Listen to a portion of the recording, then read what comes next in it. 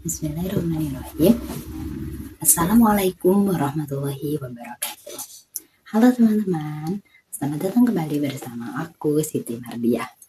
Di video sebelumnya, kita tuh sudah membahas tentang landasan pengembangan kurikulum dimulai dari landasan filosofis, psikologi, sosiologis, yang mana landasan tersebut itu menjadi dasar penting dalam menyusun sebuah kurikulum agar sesuai dengan kebutuhan peserta didik dan juga perkembangan zaman.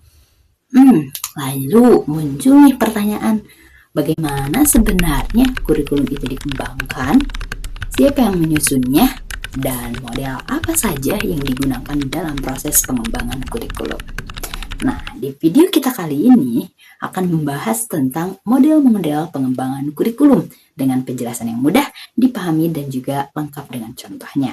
Jadi, pastikan teman-teman nonton sampai akhir ya. Semoga dapat insight baru mengenai model-model pengembangan kurikulum setelah nonton ini. Yuk kita mulai. Apa itu model pengembangan kurikulum?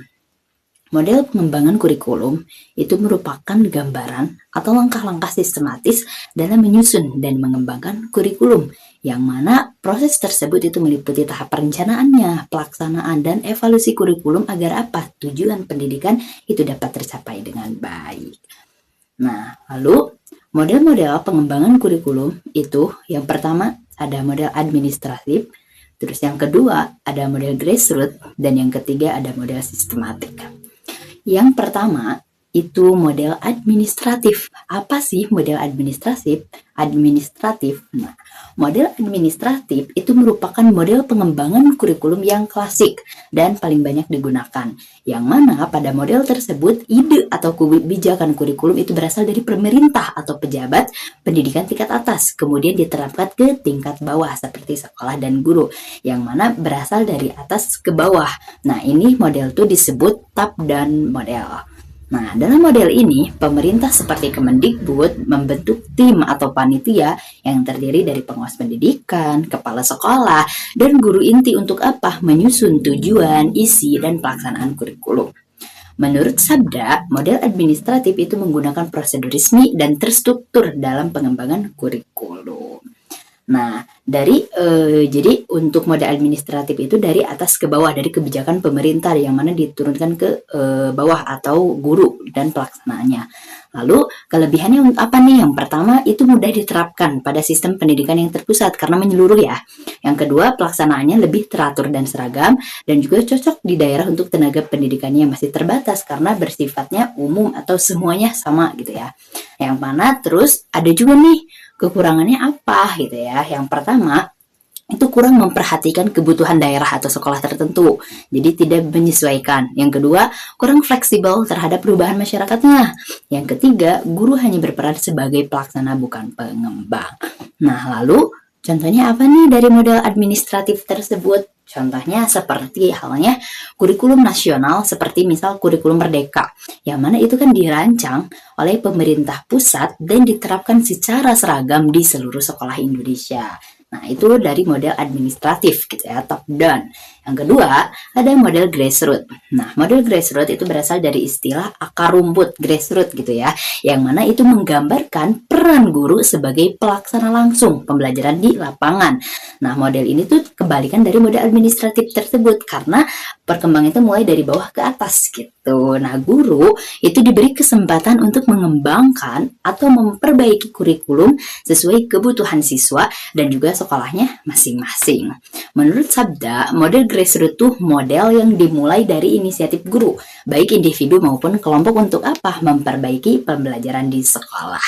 Lalu, menurut Seiler, Alexander, dan Lewis dalam Curriculum Planning for Better Teaching and Learning juga menegaskan bahwa guru itu memiliki peran penting karena apa? Paling memahami gitu kebutuhan peserta didik.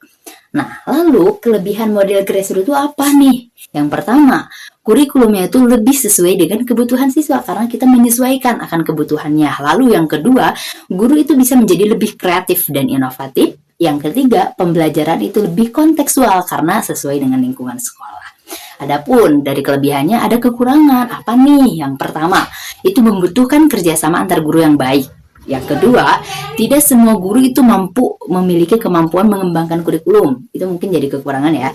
Yang ketiga, itu bisa menimbulkan perbedaan kualitas antar sekolah karena disesuaikan dengan kebutuhan siswa. Nah, untuk lebih jelas contohnya seperti apa nih model grassroots?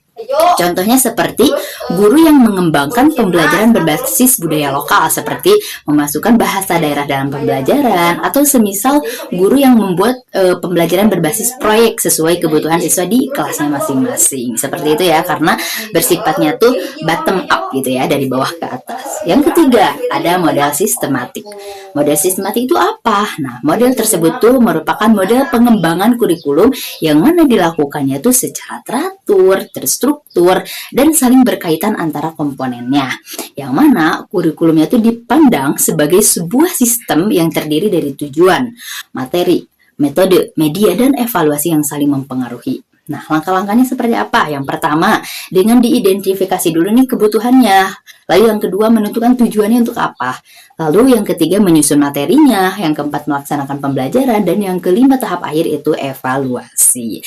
Nah, yang mana menurut Wina Sanjaya juga dalam bukunya Kurikulum dan Pembelajaran, pendekatan sistem itu merupakan proses yang logis, berurutan, dan menyeluruh agar tujuan pendidikan tercapai secara efektif, jadi secara sistematis. Gitu. Nah, terus dalam model sistematik tersebut ada kelebihan dan kekurangannya. Kelebihan yang pertama, proses pengembangan itu lebih terarah. Gitu. Karena kan sistematis ya. Yang kedua itu memudahkan evaluasi kurikulum, dan yang ketiga semua komponennya itu saling mendukung. Nah, di balik kelebihan pasti ada kekurangan gitu ya. Nah, kekurangan dari model ini tuh yang pertama itu membutuhkan waktu dan perencanaan yang matang karena kan secara sistematis ya sampai dengan evaluasi. Lalu yang kedua, prosesnya itu cukup kompleks jika dilakukan secara menyeluruh. Nah, untuk lebih jelas, contoh dari model sistematik itu seperti halnya penyusunan kurikulum atau perangkat ajar yang dimulai dari analisis kebutuhan, tujuan pembelajarannya, metode, hingga evaluasi dan refleksi hasil belajar siswa.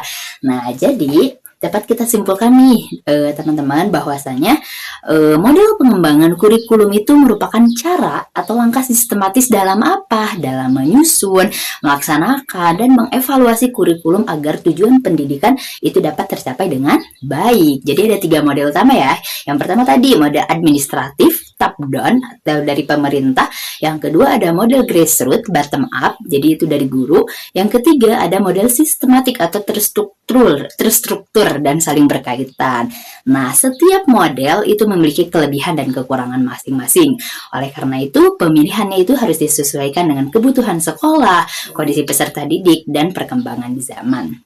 Sebagai penutup, teman-teman perlu kita sadari bahwa kurikulum itu bukan hanya sekedar susunan kata pelajaran atau dokumentasi resmi pendidikan, tapi kurikulum itu sebagai arah perjalanan yang menentukan bagaimana generasi hari ini itu tumbuh menjadi manusia yang berpikir, berkarakter, dan siap menghadapi masa depan. Yang mana setiap model pengembangan kurikulum yang kita pelajari hari ini pada dasarnya itu memiliki satu tujuan yang sama, yaitu menghadirkan pendidikan yang lebih baik, lebih relevan, dan lebih bermakna. Dan di balik itu semua ada peran juga yang besar bagi para pendidik yang terus berusaha gitu ya, menyesuaikan, memperbaiki, dan mengembangkan pembelajaran agar apa? Tidak tertinggal oleh perubahan zaman.